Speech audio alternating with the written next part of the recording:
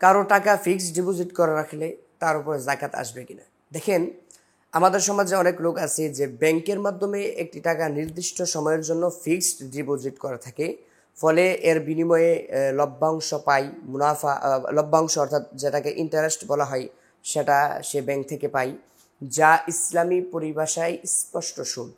অর্থাৎ টাকা দিয়ে টাকা কাউকে হাওলাত দিলেন বা টাকা বিক্রি করলেন, সমজাতীয় জিনিস যখন হবে টাকার ক্ষেত্রে এটা বাইউস সরফের মাধ্যমে নাজায়েজ হয়ে যাবে। কম বেশ করে আদান প্রদান নাজায়েজ।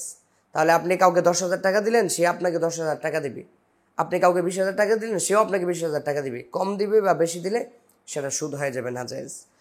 তো এমন টাকা কেউ যদি ব্যাংকে ফিক্সড ডিপোজিট করে রাখে, সেটাও স্পষ্ট নাজায়েজ এবং হারাম, স্পষ্ট সুদ।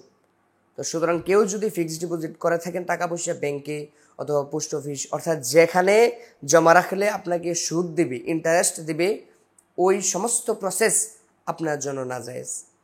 তবে কেউ যদি রেখে ফেলে, না জানার কারণে কেউ যদি ব্যাংকে ফিক্সড ডিপোজিট করে ফেলে বা কারো কাছে জমা রাখে যার বিনিময়ে তাকে ইন্টারেস্ট দিবে, তাহলে ওই টাকার উপরও তার জাকাত আসবে।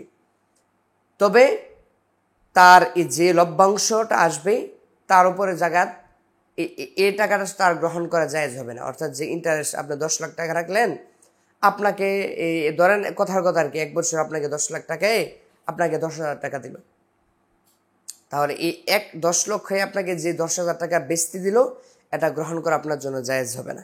তবে সে টাকাটা যদি আপনি গ্রহণ করতেই হয়, অর্থাৎ ব্যাংক আপনাকে দিয়েই দেয়, তাহলে এটাকে আপনি একেবারে নিজের জন্য সওয়াব হবে বা এটাতে আমার সওয়াব হবে এই আশা ব্যতীত এ টাকাটা কোনো গরিব মিসকিনকে দান করে দিতে হবে।